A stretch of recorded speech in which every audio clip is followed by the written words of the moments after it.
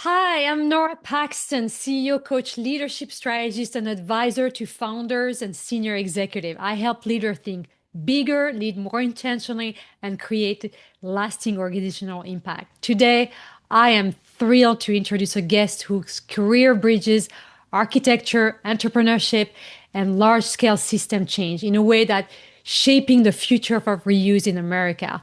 Larry LaMotte. Larry is trained as an architect and has the heart of an entrepreneur. He worked across architectural design, residential construction, remodeling, and facilities management. And yes, he even built his own home. Over the years, he founded 7 businesses, sold one, and built a 6-city alumni organization before turning his full focus to the mission he leads today. Larry is the founder and CEO of Recapturit, the culmination of decades and of hands-on experience and entrepreneurial insight. Recapturit is working to build regional ecosystem for the reuse or recapture building material across the United States.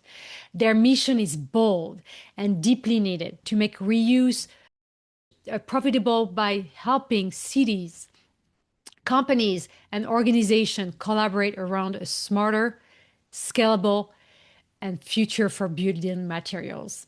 In our conversation, we're going to explore how Larry's unique path led him to this mission, why the building material waste problem is one of America's biggest untapped opportunity, and what it really takes to create conditions that change how industries operate.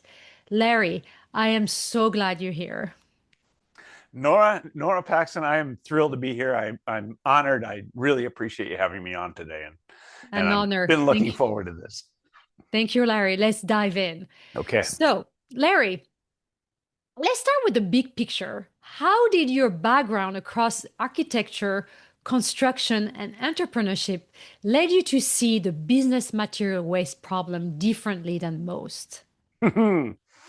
Well, I had quite a bumpy road in my architecture work as due to economic trends that in the macro world of things. But I started back in the late 80s, and I was fired from my first architecture job, along with all the lower rungs of the ladder, because the big project that was supposed to come in did not come in.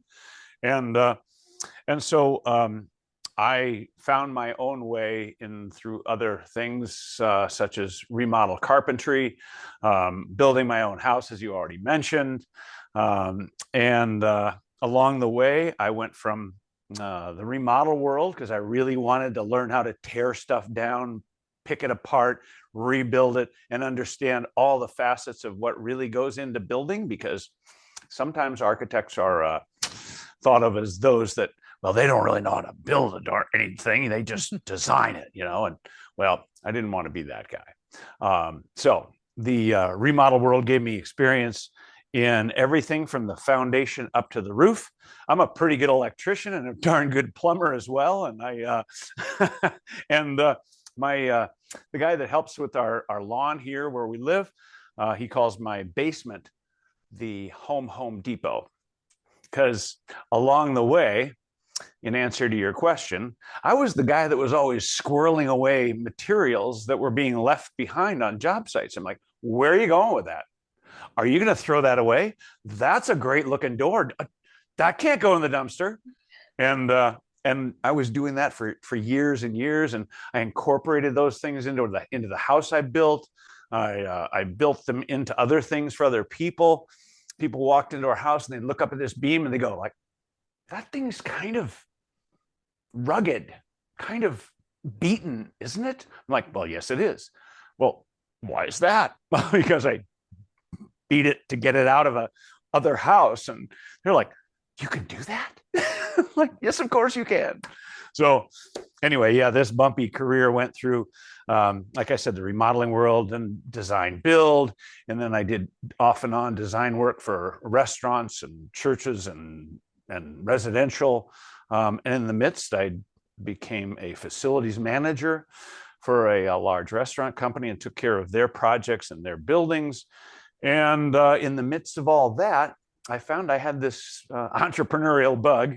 Yeah. And I just started things up from scratch and thought, well, let's give it a try. The first one was in 1990. That was miserable. A couple others were kind of roadkill along the way. Two I had for 17 and 18 years, and one I sold. Then several years ago, I just decided it's time to wrap them all up into something I really wanted to do that was more from the heart and meant something more in impact than just solving a simple problem. And that's when I discovered the magnitude of waste that is in construction and demolition that I had seen intimately at the ground level. But when I found out from the EPA and others the actual scale of it, I was shocked. Yeah. Like shocked, because the EPA experts, they said, so do you know what municipal waste is? And I knowingly nodded and then said no. They said, well, that's all the waste that you and I and 330 million Americans throw away at home and at work all year long. It's huge. We're the worst in the world. I thought, oh, wow. Well, then they said, where do you think construction and demolition lies within all that? It's got to be huge. It's got to be, I don't know, 30, 40%. They went, it's 2 times bigger. Wow. Wait a minute. 2 times bigger? Wait, why didn't I know that? Wait, why don't we all know that? Why are we talking about, plastic straws when there's a giant elephant in the room like that? And they're like, good question. So the the bold entrepreneur on my shoulder said, that looks like the thing to go tackle. That's exactly it. That's the opportunity. And it's amazing what you shared, because we had multiple time conversation around that. I'm amazed by the number. And so when you say this one is one of the America's biggest untapped resource opportunity, what do people not understand about the scale of waste and the value being lost? That's a really good question. And I had to come to terms with that because, it's not glamorous. It's not sexy. It's sort of mundane. And the way that waste works is that it's a man-made concept. We take something that has some intrinsic value to it, and we diminish that value to zero with a decision that says, oh, that's waste. So we discard it. Well, we do that all the time, plastic wrappers, bags, just everything in your regular household life. We also do it with buildings. And when I got to understand like I said, the magnitude of that waste that we are consciously doing, I was like, well, I'm kind of a systems thinking kind of guy. And I'm like, well, what is that system? And why does it work that way? And where did that start? And if you go back in history, it's not too far back, about 150 years, when dynamite, the wrecking ball, and the steam engine all came into the world as we know it. And those really facilitated, in a youthful America, the disintegration of buildings for the expeditious removal of them and put in the new stuff. Because, gosh, we had plenty of land. And and it was so efficient to just knock it down with a wrecking ball. And, that's actually an invention. I didn't know that, but the wrecking ball is an invention. And then the steam engine, and then the bulldozer, and dynamite blows stuff up. It's spectacle, but it disintegrates it. It takes that something of value and diminishes it to zero and says, you're no good, throw you away. Yeah. So having spent a lot of time on job sites, I began to go back and think about, well, what are the processes that are there? And basically it was just in the process of building stuff, there's always leftovers and cutoffs and excess and so forth. And it just always got thrown in the dumpster. And I'm like, why are you throwing away perfectly good stuff? Well, we don't have a place to store it. Okay, well, I do. Let's put it in my truck, And so understanding and then picking apart these process steps that are in place in the construction world, it wasn't really too difficult to expand that out from individual job sites to the macro view of the whole industry and go, well, that's pretty much what they do. They generally take things apart that are part of the building process, take the overages and excesses, and basically throw it all away. And yet construction is only 10% roughly of all the waste created by construction and demolition.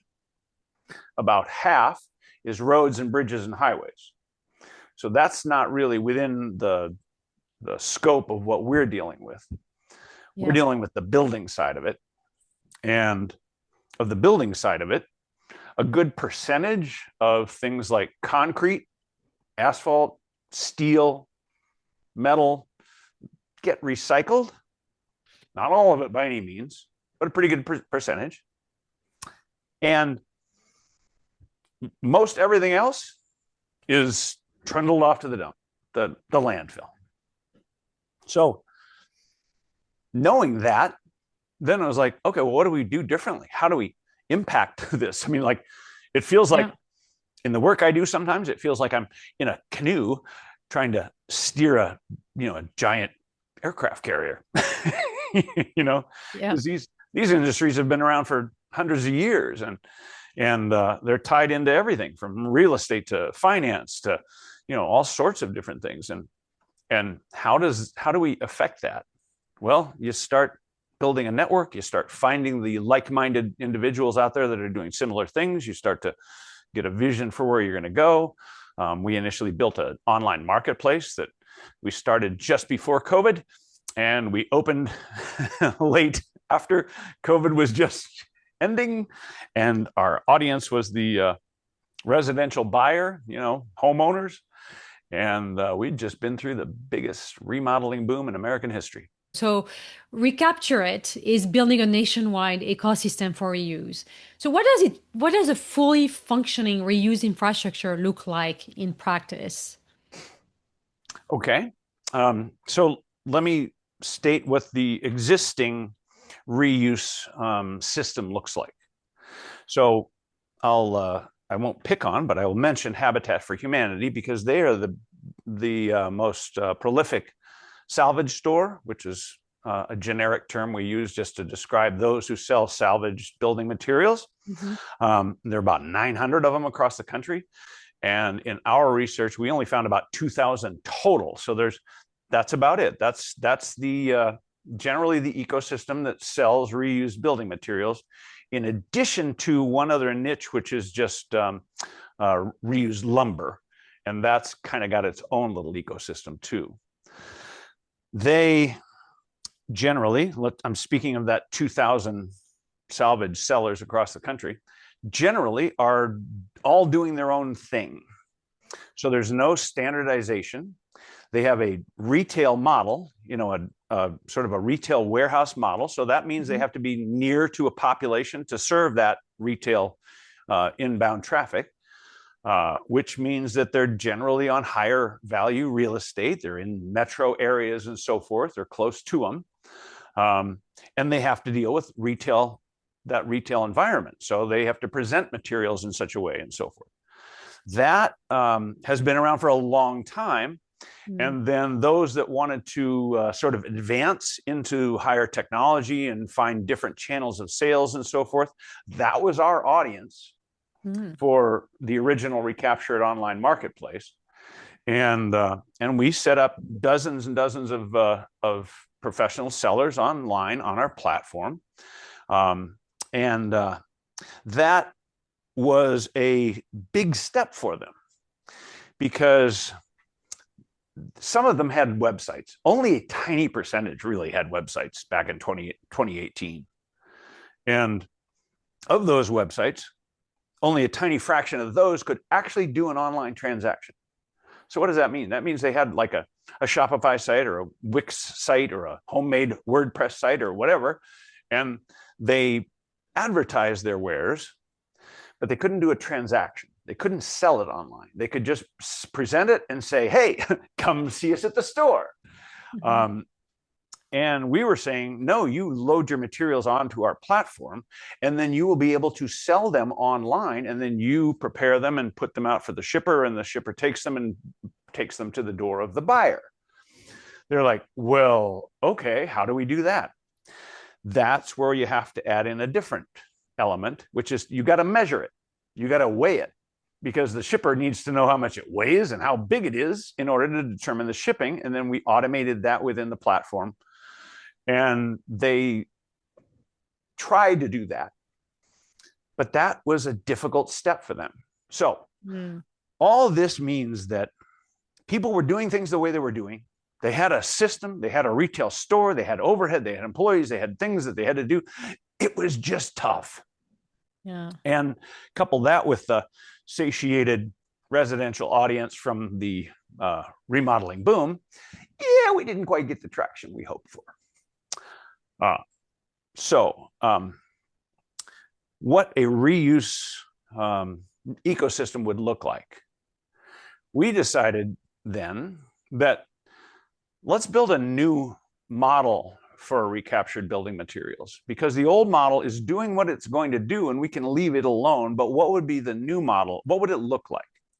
Well, the old model, we'll call it that, the old model is processing roughly 15% of the potential of materials that it could. So that means 85% is still going off to the dump. That 85% becomes our audience, our useful material prospect, right?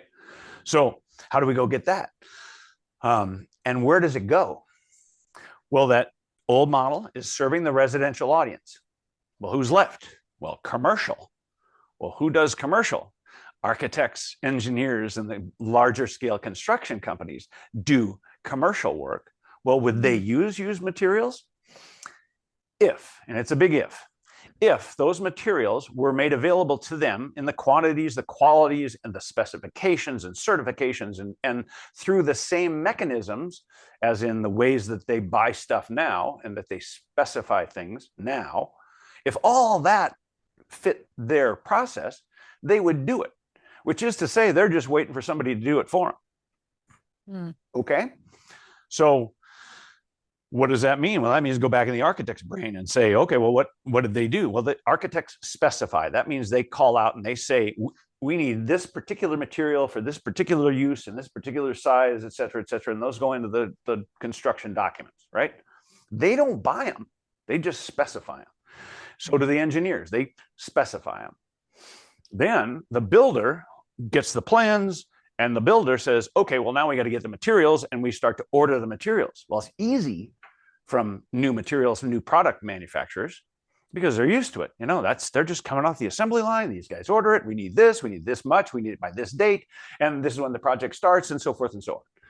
Okay, so how we do what we need to do is we mimic that.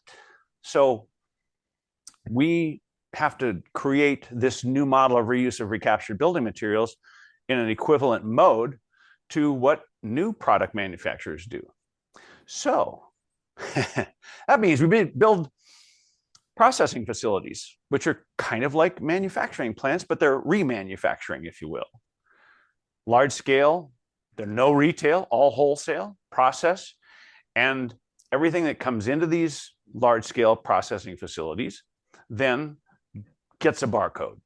It gets a unique identifier, which the old model almost, I can't say universally, but let's say a very high percentage does not do.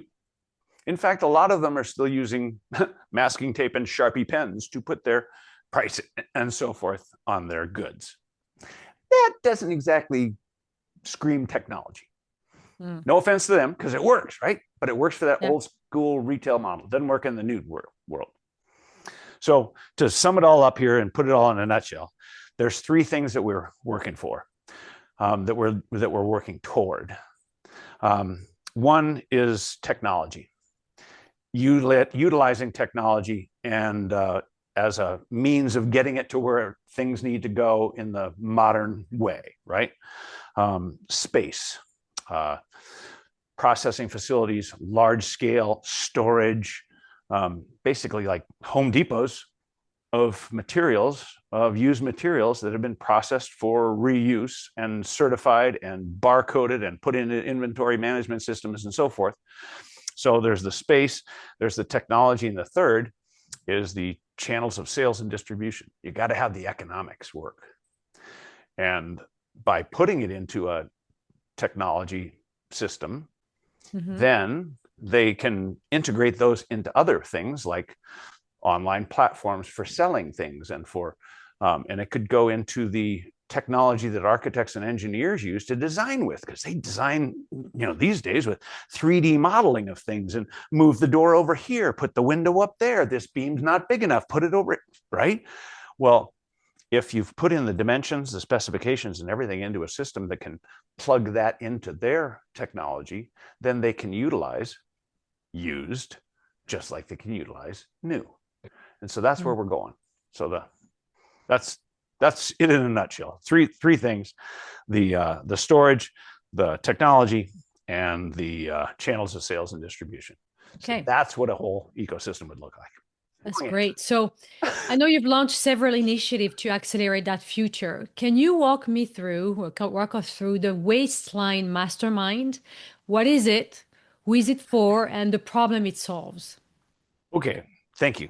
So Nora, the Wasteline Mastermind was it's marketing, to be blunt. It's marketing for us, and it's marketing for those people that are on our mastermind group. Now, you've done mastermind groups. I've done mastermind groups. Yep. They've always been in person, and they've also had sort of an umbrella of confidentiality over them. That led the individuals in the mastermind group to have a sense that they can trust the people they're around. They get more comfortable being candid and open with one another, and there's pushback and there's conflict, but it's resolved in a very dynamic, energetic environment of the mastermind group. Yeah. Putting it online is a different thing. It's kind of the difference between, like, in software, you have well-protected IP, which would be that under the umbrella of confidentiality, and you have open source, which is open to the public. We're more on the open source side of things in this, because not only are we doing it for ourselves, but we're doing it to get the word out there to a much greater audience about what we're doing and why it's important. And the people in this mastermind group, I'm pulling from various different perspectives, different fields, different professions, government, deconstruction, demolition, construction, architecture, haulers, waste management, and putting them together so that we get these different perspective views of what this future state will look like.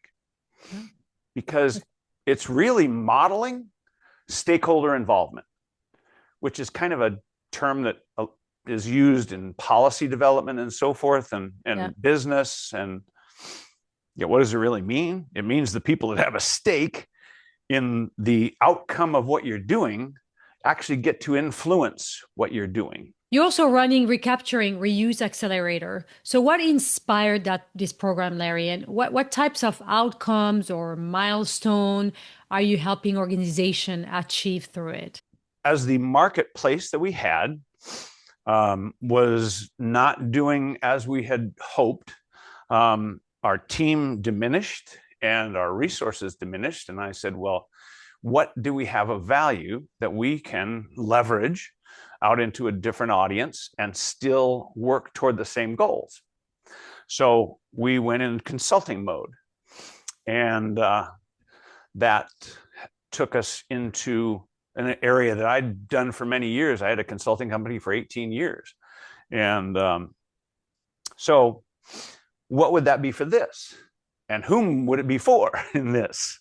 And we started out by going towards cities and counties across America, and offering them our services to help them develop that ecosystem of reuse of building materials. That was an ambitious goal. But I didn't do it like a novice. I had some experience in that, so I productized it. I made the service as a product so that it was easier to understand.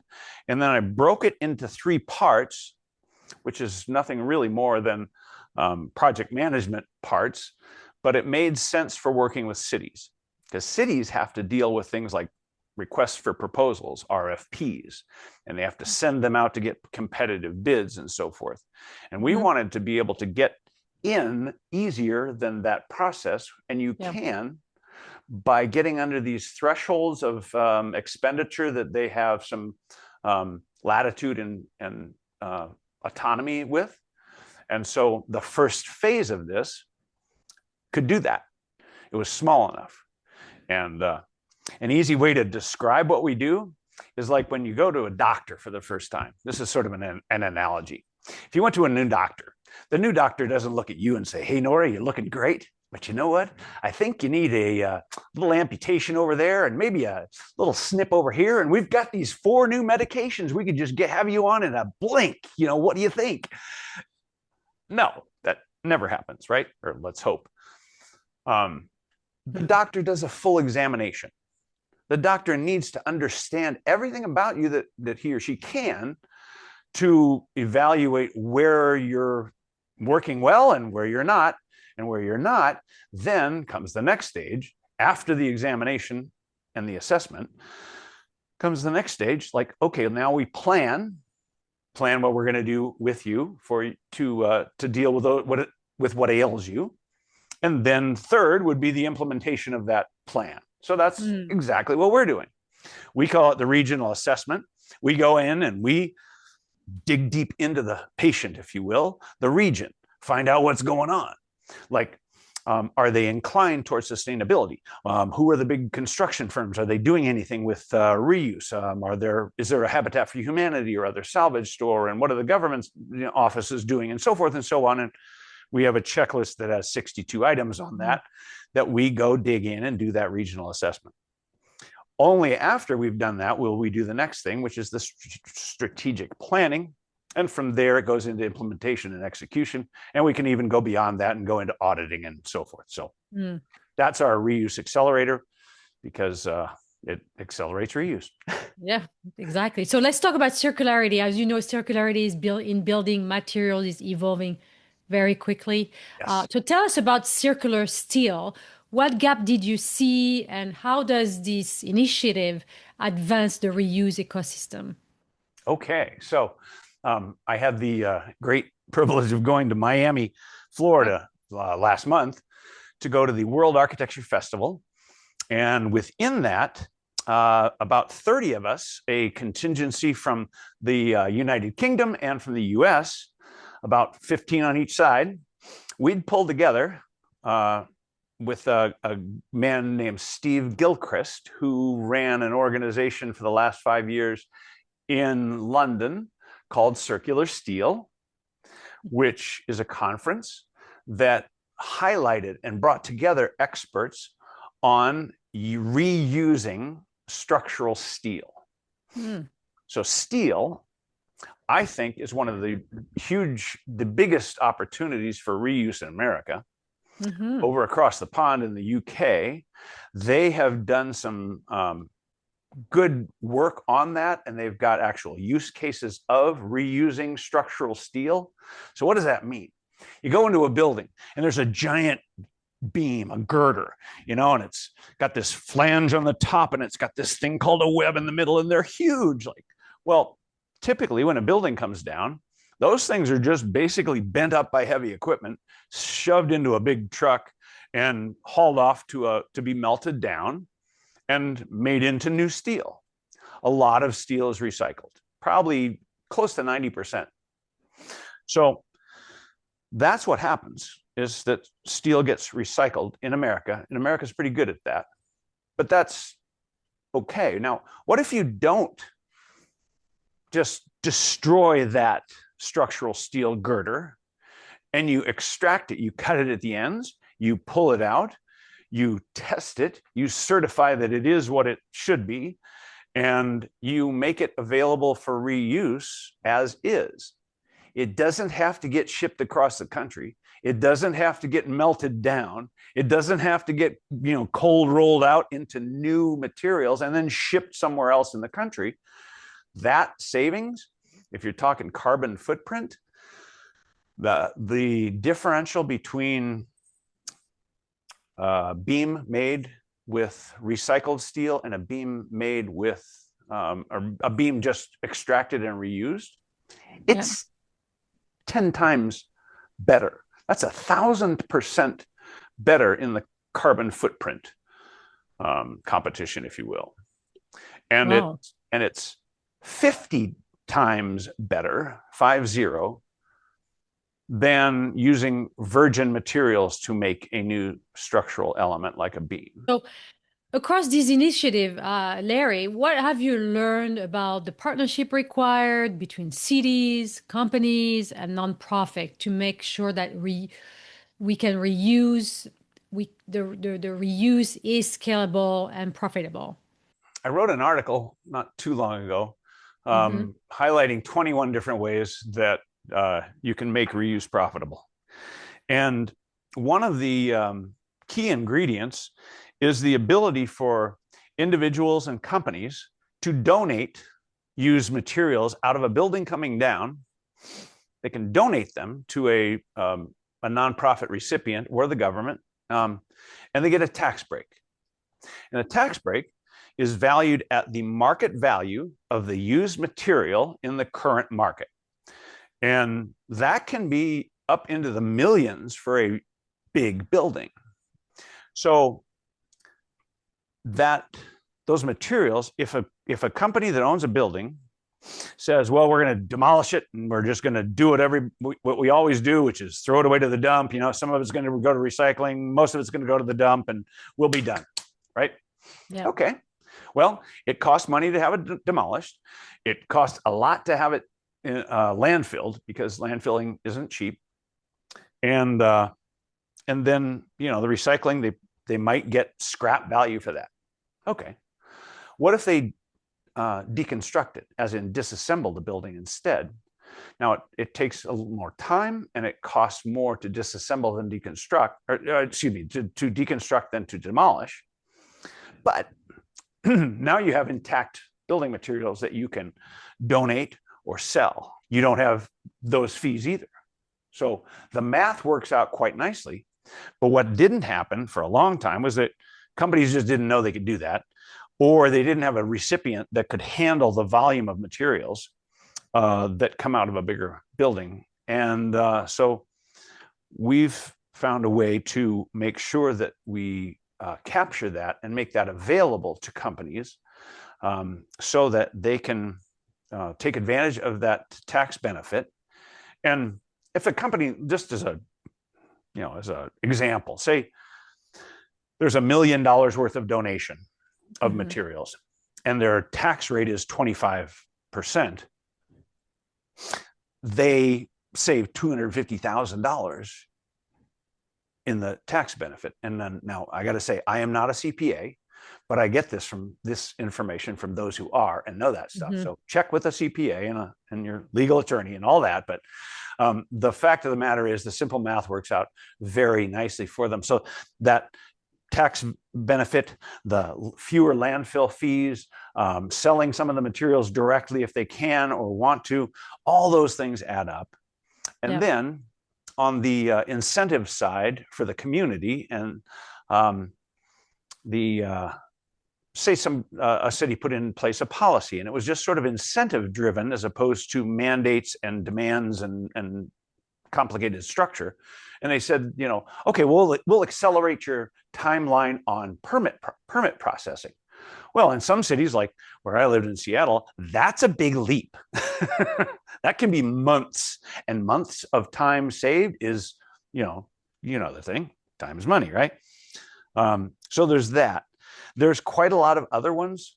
But basically, by creating this system of processing, remanufacturing, making available online and in the mechanisms that architects, engineers, and construction companies need, putting it where it's right at their fingertips, we're making these things available to them by keeping that tax benefit as part of it and actually making it more easily available to companies and so forth. That's a big step. Incentives in the policy part of it, that can sort of, you know, grease the skids and so forth. And like I said, I had 21 highlighted in that article, but I won't go into all of them. But suffice it to say, let me say this, Nora. The construction industry, you know, and the architecture world, I talked to a lot of them down in Miami. They're like, well, we're not really doing anything because it's just not really available. And I'm like, yeah, I get that. But that's, you know, there's a thing called extended product responsibility, EPRs out there now that say the manufacturer should have some responsibility of the byproducts of what they do, right?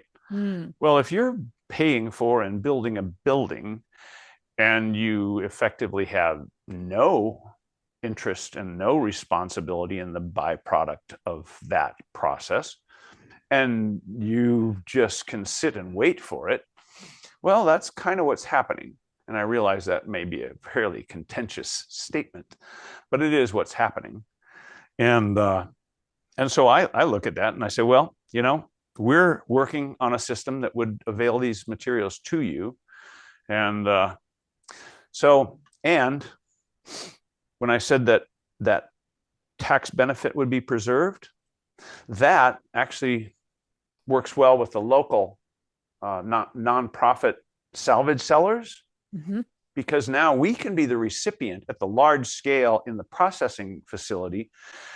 Because everything gets a barcode when it comes in, we know whose it is and who it belongs to, and we can effectively operate as a consignor of these materials, process them more efficiently than in a small scale retail outlet, process them more efficiently, get them ready, store them, and even make them available for sale on behalf of our then salvage store nonprofit partners. So that's part of the design of the whole system too. This is amazing. This is amazing, Larry. So we are at Executives. We're always curious about the founder journey and the leadership lessons CEOs learn along the way. So you've started 7 businesses. You sold 1 and worked across nearly every corner of the built environment. So what leadership lesson from those years have proven most critical in building Recapture It? Wow. That's a Right? weighty question, Nora. I think for me personally, it is that ongoing learning, never stopping learning, and recognizing that fear is just an emotion, and that we must, as leaders, continually step through fear. You do it. I do it. Coming on stage, 15, 20 years ago, I'd have been a puddle about doing this. But now it's like, nah, I do this all the time, because part of that leadership journey is to walk through fear on a regular basis, get used to it, keep pushing yourself out of your comfort zone. Comfort is not your friend as a leader. Absolutely. So right? love it. Love it. That's So what has been the hardest part of creating a marketplace in an industry that is historically has not had one? The hardest part of that. Well, converting minds and mindsets that have been doing the same thing for a very long time. And not only then converting that mindset, but converting the habits, the practices, the processes in place, and to integrate those into existing dynamics, existing businesses, that's hard. It is. And now working with cities. I mean, we're working with Ann Arbor, Michigan right now. We're we're focusing on some of the major metropolitan areas around the country and building coalitions. It's really getting the mindset, getting into a mindset with other people that says, we're here, but we need to be here. We want to be here. And so another part of that whole leadership thing is establishing a vision, being able to communicate it clearly and effectively so that people go, oh, I get that. Oh, that's where we're, oh, well, that makes sense now. And when that starts to happen, then they can start to imagine a pathway there. But without that vision of where we're going, and you know this, I know, Nora, without that vision of where we're going, people are all like, I'm going over here. Oh, I'm going over here. I'm going back here. Oh, it's that all the time. And you know, for the engineers in the group that are in the audience, you know, it's like pointing vectors in every different direction, you know, and you want them all pointing the same direction. That's where we're going. We need all the energy and effort aligned and going in that same direction. And unless you know where you're going, you can't do that. And there's a lot of that. Yeah, I love it. You know, fearless leaderships. I'm hearing all those major important competencies that basically help leaders to be effective. So strategic leadership, and you know, the power of influence while still also changing habit. You know, moving people into change. Show them what change looks like and how good it is for them. And I love that. So as a founder, how do you balance vision with execution, especially when you're building both technology and a movement? Oh, I'm laughing because that is a constant battle. Yeah, I mean, I can spend a lot of time up here, and yet that is not execution. And I have to be very mindful of getting the work done. And Hmm. and that goes back to another leadership principle of putting into place practices, that habits that help you to do that, like putting together your list for the next day the night before, and then early in the morning attacking your very highest priority, the as a book was written called Eating the Frog. Oh, yes. And eating the frog means, you know, you got to gobble up the worst, ugliest, most grotesque thing that you don't want to do, but you got to do it. Do And it. that's got Yeah. to be first. And when you do that first, the rest of the day, I can't say it just glides on ice, but the rest of the day goes much better. You're more confident, you're more invigorated, and you're getting the right stuff done. And I tell people, if they ask me to do things, I said, well, that's probably going to live a few too many rungs down my ladder. So I can't say I'll ever get to that necessarily. I just try to be honest with them. I say, because I have to focus on those top three things that are on that ladder of execution. And when you do that and you habitualize that and you start GSD, getting stuff done much Yeah. better, more effectively, and balance that, what you asked, execution with going toward the vision. It's fun to work in the head and think about and dream about and go, woo, but then you got to go, oh, and really grind out the actual work. Yeah. You know, you're so spot on. And thank you for sharing. I actually love this book, so thank you for the sharing that book. Welcome. You know, we want to look ahead right now. And I'm going to ask you a question, Larry, and I want your honest opinion of if you could redesign America's building material system from scratch, what would the future look like? Okay, that's actually an easy one.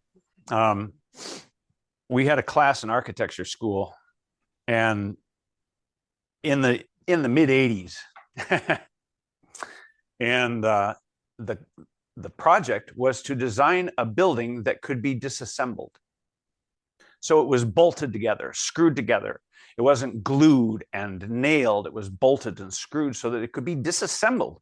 And as a budding young architecture student, you're thinking like, wow, that makes sense. That sounds cool. And we did that, right? And here it's 40 years later, and that seems to be this novel approach. Well, it's not really novel. It's just still nascent. And so I would say that buildings would be designed with components and elements that could be disassembled and could be reassembled in novel ways, sort of the Lego approach. And there's a lot of different organizations, companies around the world that are doing a lot of that. So that's part of it.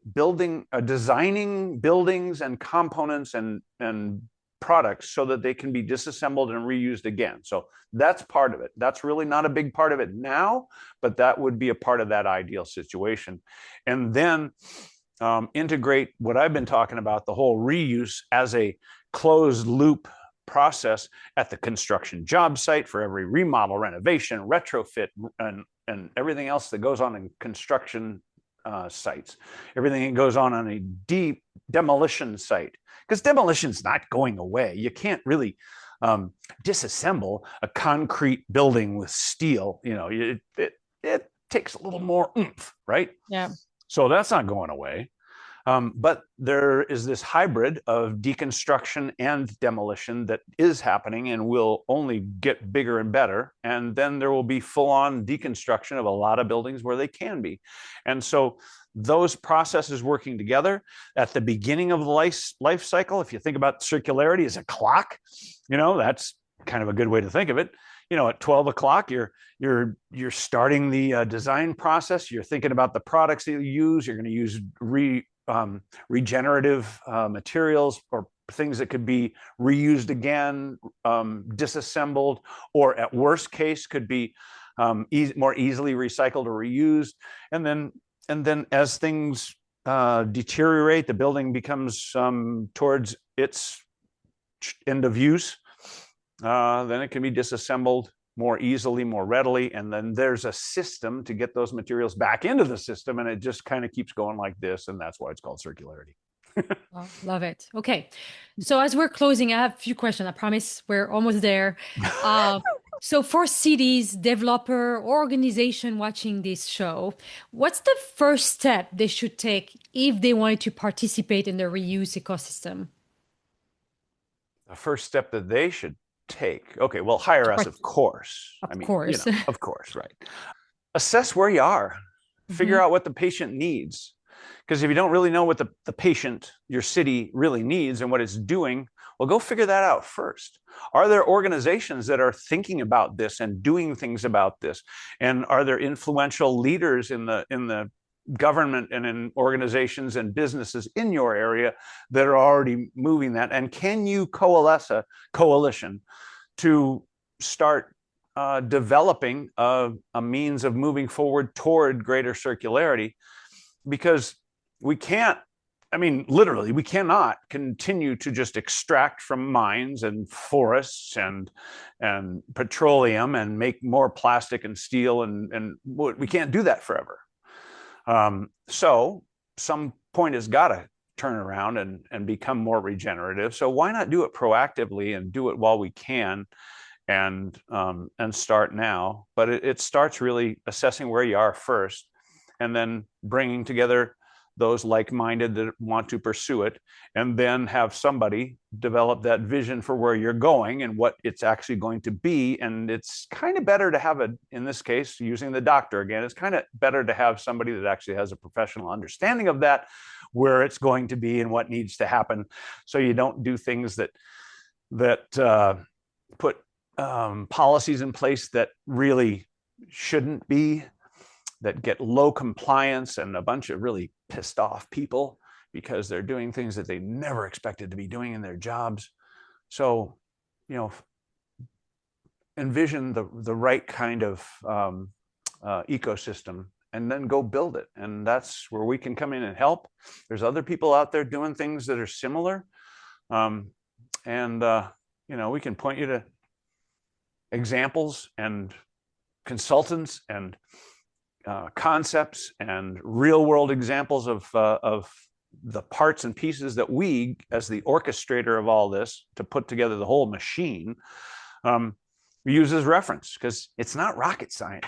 We're not building, we're not solving cancer. We're not building a rocket to Mars. We're putting big boxes on lower value land and creating processes that make things available in a way that is just replicating, imitating, emulating what's already out there. So yeah, we're just putting it together in a better mix. Yeah, so talking about understanding, what's the big message you wish most leaders understood about the economic and environmental upside of reuse? Please repeat the first part of that question.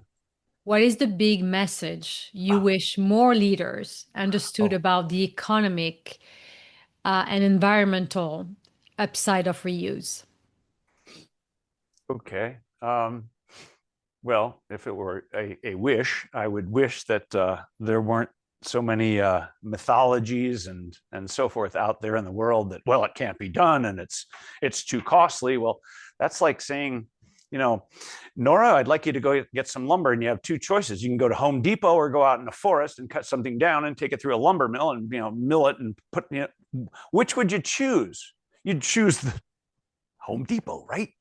Well, we're kind of, the reuse industry is kind of like at the stage now that we have to kind of still go out into the forest and log the trees and mill them and do all the stuff. Well, it's no wonder we can't compare apples to apples, because this other apple has been around for 150 years doing it at mega levels for, so they're pretty good at it. That's why we have to build a system equivalent to that to make it a real apple to apple kind of thing. So that's what I'd say. Thank you. That answers your question. Yeah. So how can people connect with you, join maybe one of your initiative, or become part of the coalition you're building?